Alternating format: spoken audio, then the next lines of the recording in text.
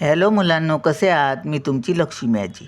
तर आज मी तुम्हाला घरगुती किंवा कौटुंबिक पत्र यावर एक पत्रही लिहून दाखवते आणि हमखास 3 मार्क्स तरी हमखास कसे भेटतात हे तुम्हाला सांगते. मग कोणत्याही विषय मग कोणताही असू दे, जर कौटुंबिक घरगुती पत्र असेल म्हणजे आपल्या नातेवाईकांना, मित्रमैत्रिणींना, भावाला असे जर पत्र लिहायचं असेल तर मग मुद्दे तुम्ही मधलं काहीही लिहा, पण इथे पत्ता व्यवस्थित पत्ता उजव्या साईडला, इथे पहिला मायना आणि शेवट आणि मधल्याला 1 मार्क्स असे मिळून 3 मार्क्स हमखास मिळतात. आणि पत्र हे नेहमी असतंच, त्यामुळे जरा लक्ष द्या. दाखवते तुम्हाला. अगोदर आईवडिलांना जर पत्र लिहायचं असेल तर कसं लिहितात? तीर्थरूप आईस, बघा इथे लिहायचं सुरुवातीला. ही बघा, ही जी लाईन आहे ना लालवाली, तिथे सुरुवातीला सुरुवात करायचं, जागा सोडायची नाही. असं तीर्थरूप, ती काढा, टिंब काढा, तीर्थरूप लिहिला तरी चालेल. तीर्थरूप आई किंवा बाबा, हां आई वडील, आई किंवा बाबा लिहू, किंवा बाबा. झालं की आई किंवा बाबा लिहिलात की सोलपेराम येणार. नंतर काय? शिरसाष्टांग नमस्कार. आई वडिलांना शिरसाष्टांग नमस्कार लिहितात. मग इथे थोडी जागा सोडायची 2 बोटांची आणि इथून लिहायला सुरुवात करायचं. टिंब काढायचं, शिरसाष्टांग नमस्कार.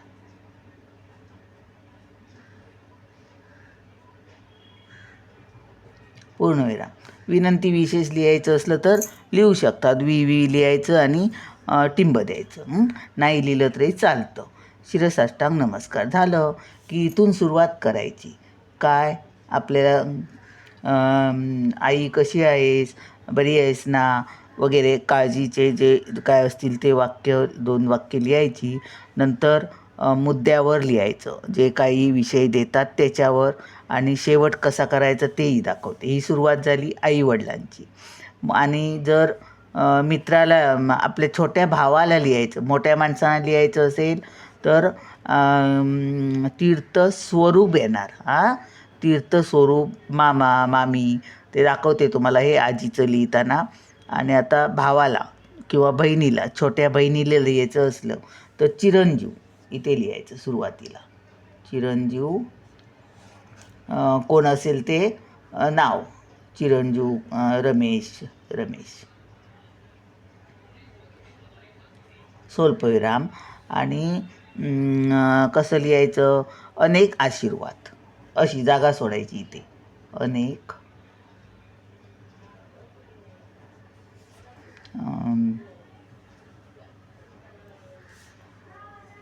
आशीर्वाद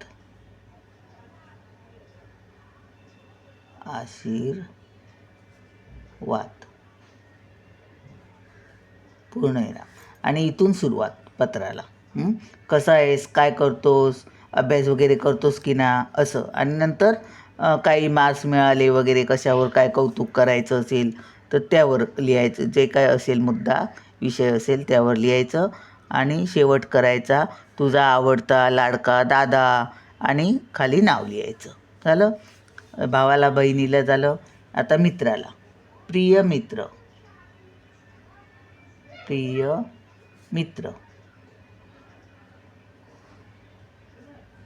प्रिय मित्र कोण? अभय लिहूया. चला, प्रिय मित्र अभय.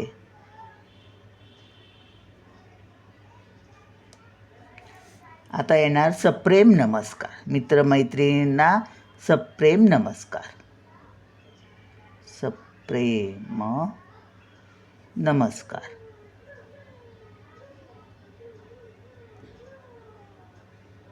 कुठच्याही स्पर्धेत वगैरे भाग घेतला असेल त्याचं कौतुक, इथे पूर्णविराम. हे लक्षात ठेवायचं.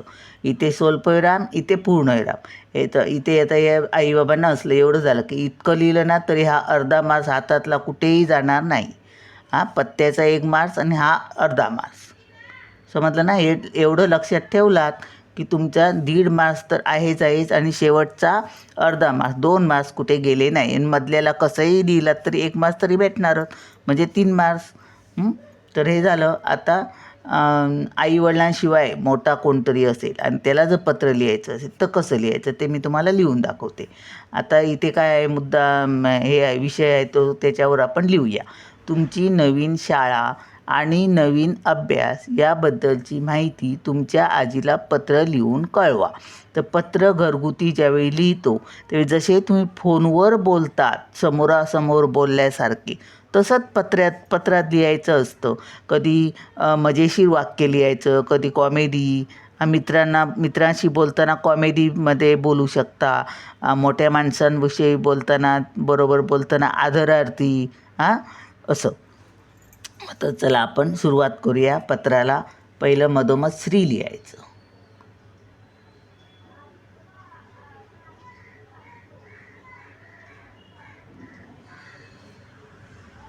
श्री लिहायचं. आणि जर कोणाला दुःखद पत्र लिहायचं असेल, सांत्वन वगैरे करायला, तर मात्र श्री लिहायचं नाही, हे लक्षात ठेवा. हे श्री झालं की आपण एक पत्ता लिहायचा. काहीही लिहा, आपला बिल्डिंग नंबर, रूम नंबर, जे काय असेल ते. चला 411 लिहिते मी. आणि सोलपईराम हे झालं नंबर, रूम नंबर किंवा बिल्डिंग नंबर, ते झालं. आता काहीतरी सोसायटीचं वगैरे नाव, राजकन्या निवास लिहिते मी. चल, काही एक पत्ता करून ठेवा. हा माझा कायमचा असायचा शाळेत असतानाचा, राजकन्या निवास. आम्हाला पत्र लिहायची त्यावेळी सवय होती. निवास झालं. आता इथे दिसत नाही ना, हे बघा, हे पत्ता झाला. इथे सोलपविराम आहे ना, अजून काय पत्ता पूर्ण झालेला नाही आहे, मग इथे सोलपविराम. नंतर इथून सुरुवात करायची. ह्याच्या खालोखाल मग आता काहीतरी गोखले रोड करूया. काही पण लिहू शकता तुम्ही. कोण तुमचा पत्ता चेक करायला येत नाही आहे. गोखले रस्ता, सोलपविराम. मुंबई नंबर माहिती असला तर मग काहीतरी ते ठिकाण घ्या, दादर. तुम्ही राहता ते घेतलात तरी चालतं. दादर. मुंबई नंबर, मुंबई पूर्ण लिहिलात तरी चालेल, असं लिहिलात तरी चालेल. मुंबई नंबर 400, हे थोडीशी जागा सोडायची, 0-2-28, दादरचं 28. हे झालं एवढं की एवढा बघा पूर्णविराम आला, पत्ता पूर्ण झाला. एवढा छोटासा असला तरी ते 3 ते 4 ओळी जसा जरा पत्ता लिहायचा. इथे सोलपविराम झालं, इथे पूर्णविराम झाला. एवढं झालं की दिनांक लिहायचा, हे विसरायचं नाही. दिनांक, आज तारीख आहे 19 जानेवारी, फेब्रुवारी, मग दुसरा महिना, 2026. हे बघा इथे लक्ष ठेवा, इथे काहीही येणार नाही. सोलपविराम किंवा पूर्णविराम, हे लक्षात ठेवा. मग याचा 1 मास तुम्हाला भेटला, पाठ करून ठेवा. झालं. आता मायना बघा कसा आजीसाठी. ही एक लाईन सोडून द्यायची आणि सुरुवात करायचं. तीर्थ स्वरूप येणार आता, कारण आई वडिलांसमान, याचा अर्थ. इथे लाईनीच्या सुरुवाती जवळच लिहायचं. तीर्थ स्वरूप, तीर्थ स्वरूप, तीर्थस्वरूप आजीस.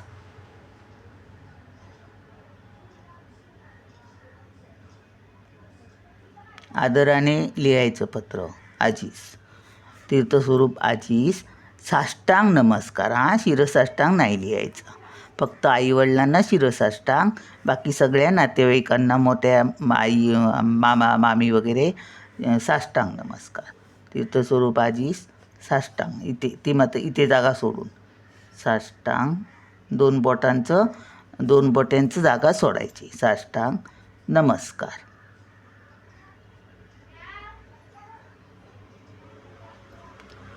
पूर्णविराम. हे विसरायचं नाही. हे एवढं झालं की हा अर्धा मास आणि हा 1 मास, दीड झालं. आता सुरुवात करायची. आता इथे विषय काय आहे आपला, तुमची नवीन शाळा आणि नवीन अभ्यास याबद्दलची माहिती तुमच्या आजीला पत्र लिहून कळवा. मी थोडक्यात सांगते 2 ओळींची, बाकी तुम्ही आणखी भर घालून लिहायची आहे. काय ते थोडं थोडं मी सांगते तुम्हाला. इथे आता बघा, नवीन शाळेत गेलात तुम्ही. मग तुम्ही असं इमॅजिन करा की तुम्ही गावावरून इकडे आलात पुढच्या शिक्षणासाठी. जसं वय असेल, जे म्हणजे ज्या इयत्तेत असाल त्याप्रमाणे तुम्हाला पत्र वाढवायचं असतं. तर तुम्ही गावावरून आलात आणि असं लिहा की 2च दिवस झाले मला, तुम्ही काहीही लिहू शकता. थोडं सांगते मी. 2च दिवस झाले येऊन, पण कधी एकदा तुला मी माझ्या शाळेबद्दल सांगतो असे मला झाले. हां, आजीला सांगताय ना तुम्ही, म्हणून. मग इथून सुरुवात कुठून ती बघा. 2च दिवस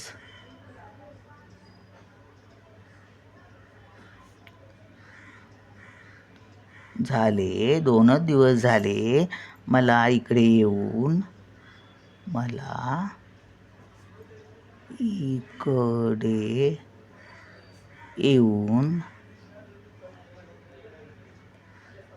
पण कधी एकदा तुला माझ्या शाळेबद्दल सांगतो असे मला झाले. मग आता पण किंवा परंतु असं लिहायचं असतं ना, त्यावेळी असं 2च दिवस झाले मला इकडे येऊन, परंतु मग असं करायचं आहे बघा.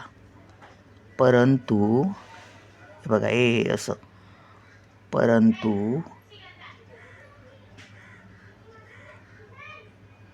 परंतु कधी एकदा. घरगुती शब्द जेवढे वापरायला भेटतील ना तेवढं बघायचं असतं. परंतु कधी एकदा, हे आता मात्र लाईनपासून सुरुवात. इथे मुद्दा सुरुवात करणार ना पॅरेग्राफाचा, त्यावेळी अशी जागा सोडायची, नंतर इथे घ्यायचं. परंतु कधी एकदा माझ्या शाळेबद्दल तुला सांगतो असे मला झाले. परंतु कधी एकदा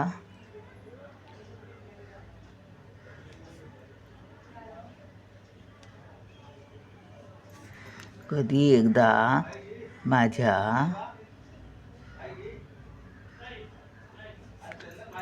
नवीन शाळेबद्दल. नवीन आहे ना याला विषय, नवीन शाळेबद्दल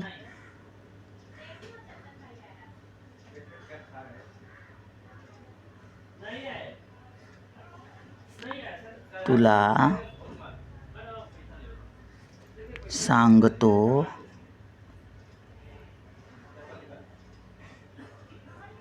स्वल्पविराम येणार. सांगतो, थांबतो बघा इथे आपण बोलताना. कधी एकदा तुला नवीन शाळेबद्दल सांगतो असे मला झाले. दिसतंय ना,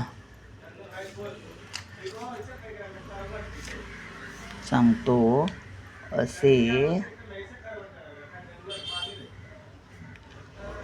मला झाले. पूर्णविराम. एक वाक्य झालं पूर्ण. शाळेबद्दल सांगतो असे मला झाले, म्हणून मी लगेच पत्र लिहायला घेतले. म्हणून जेवढी तुमची भाषा वापराल ना तेवढे तुम्हाला चांगले मार्क्स भेटणार आहेत. नाहीतर पुस्तकातलं वाचून किंवा जशास तसं लिहिलात ना, काही मार्क्स नाही भेटत त्याच्यात. वाचायचं, पण आपल्या मनाने वाक्य तयार करायची. असे मला झाले, म्हणून मी लगेच पत्र लिहायला घेतले. म्हणून मी लगेच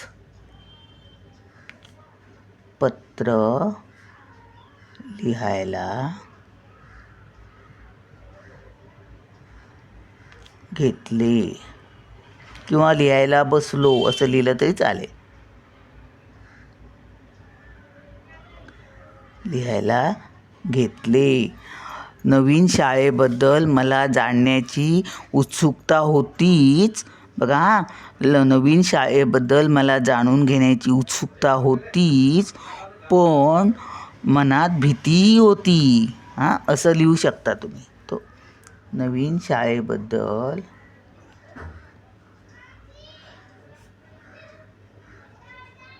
नवीन शाळेविषयी माहिती लिहायची आहे ना, म्हणून ते असं नवीन शाळेबद्दल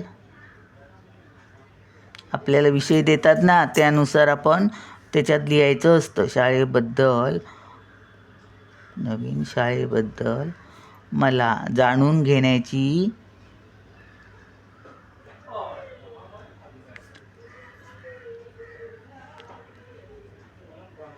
जेवढं वाढवू शकता तेवढं वाढवायचं असतं. शाळेबद्दल जाणून घेण्याची मला उत्सुकता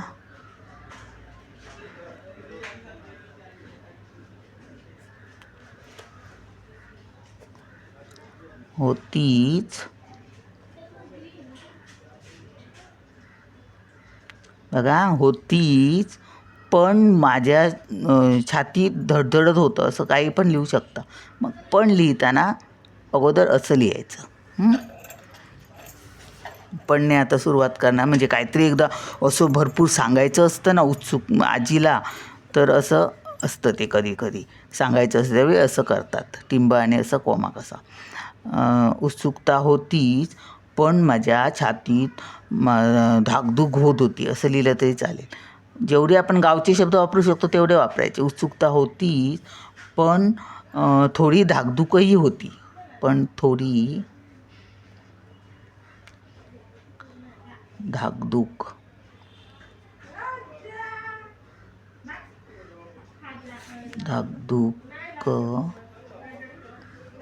होती. थोडी मनात धाकधूक होती असं लिहिलं तरी चालेल. उत्सुकता होतीच, पण लिहिलं नाही मी इथे लिहिते. पण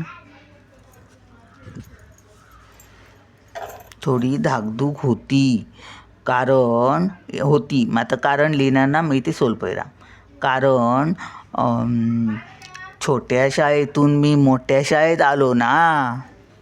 आता हे आपण उद्गार बोलतो पटकन असं आजीसोबत, मग उद्गारवाचक वाक्य झालं ते.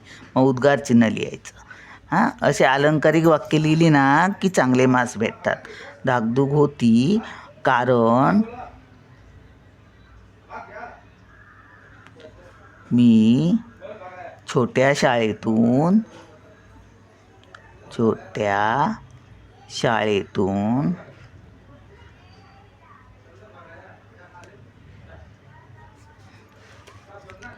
मोठ्या शहरातील मोठ्या शाळेत लिहिलात तरी चालेल. छोट्या शाळेतून मोठ्या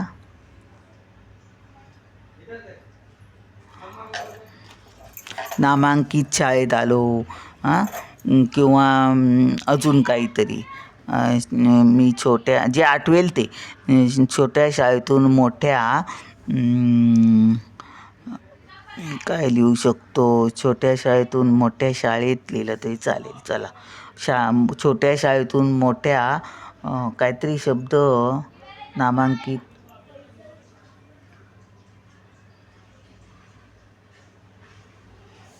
काय सुप्रसिद्ध. कारण मी छोट्या शाळेतून मोठ्या नामवंत सुप्रसिद्ध चांगलं लिहूया. छोट्या शाळेतून मोठ्या सुप्रसिद्ध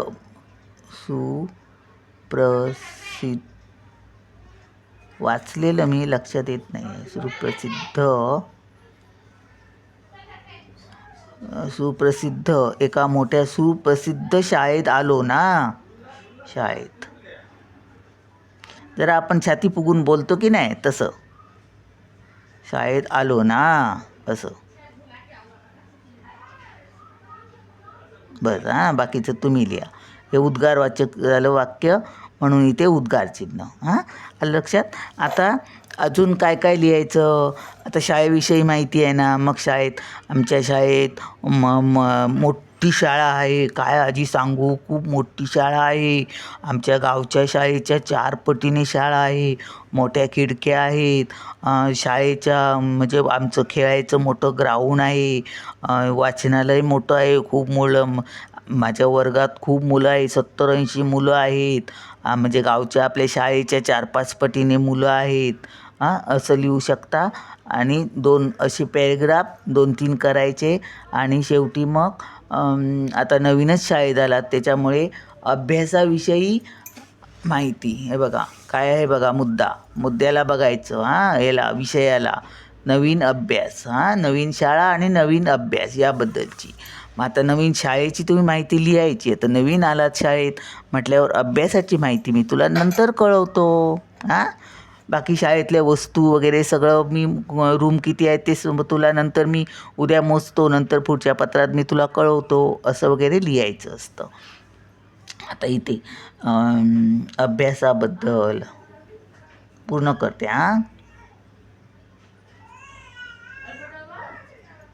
अभ्यासाबद्दल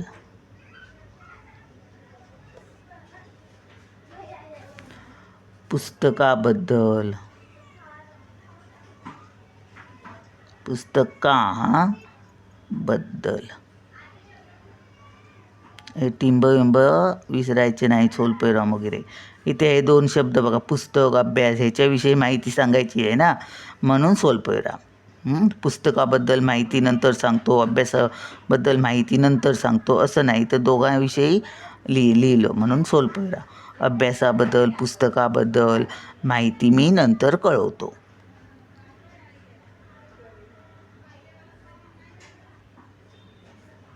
मी नंतर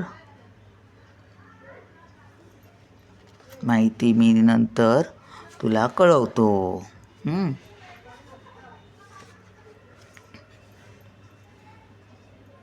माहिती पुस्तकाबद्दल माहिती मी नंतर कळवतो.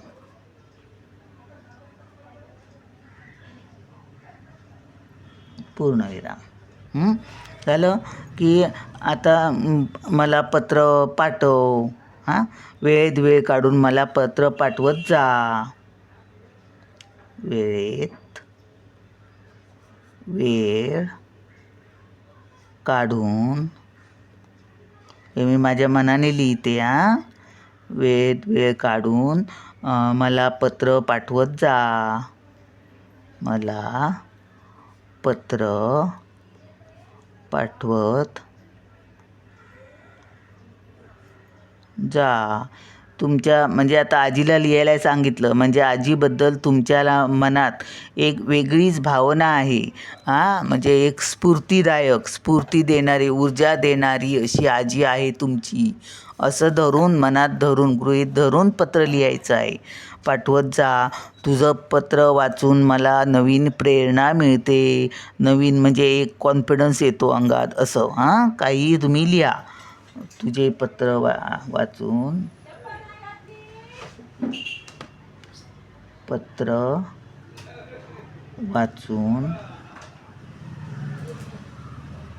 मला उत्तेजन मिळतं. पत्र वाचून मला नवीन प्रेरणा मिळते.